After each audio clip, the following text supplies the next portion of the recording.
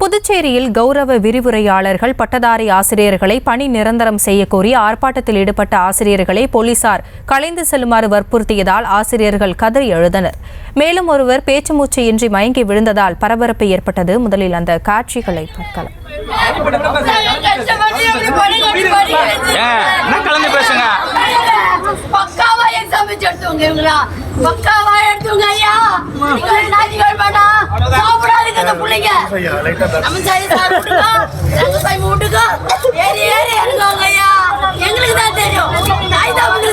இது குறித்த விவரங்களோடு இணைகிறார் எமது செய்தியாளர் கிருஷ்ணா. கிருஷ்ணா, வணக்கம்.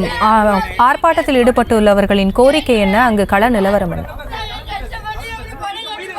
புதுச்சேரியில் கடந்த காங்கிரஸ் ஆட்சி காலத்தில் முதலமைச்சர் நாராயணசாமி மூலம் அந்த கௌரவ விரிவுரையாளர்கள் பட்டதாரி ஆசிரியர்கள் என ஒட்டுமொத்தமாக 288 ஆசிரியர்கள் ஒப்பந்த அடிப்படையில் நியமிக்கப்பட்டனர். அதற்கான ஒப்புதலை அப்போது இருந்த துணைநிலை ஆளுநர் கிரண் பேடி ஒப்புதல் அளித்து அவர்களுக்கு பணி வழங்கினார்.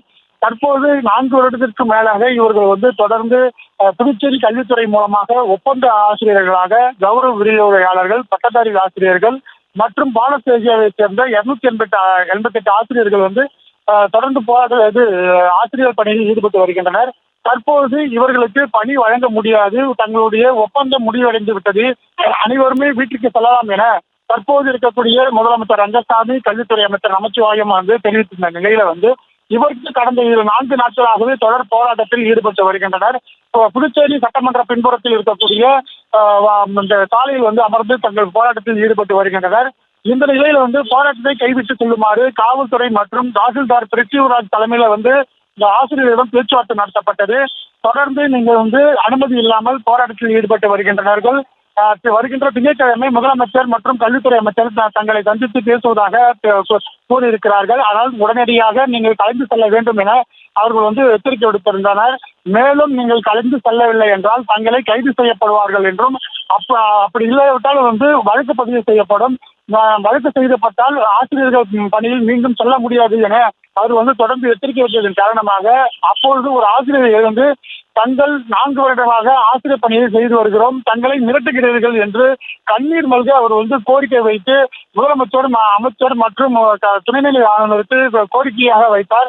அவரை பார்த்து அங்க இருக்கக்கூடிய 100க்கும் மேற்பட்ட ஆசிரியர்கள் கண்ணீர் விட்டு அழுத காட்சி பெரும் பரபரப்பை ஏற்படுத்தியது.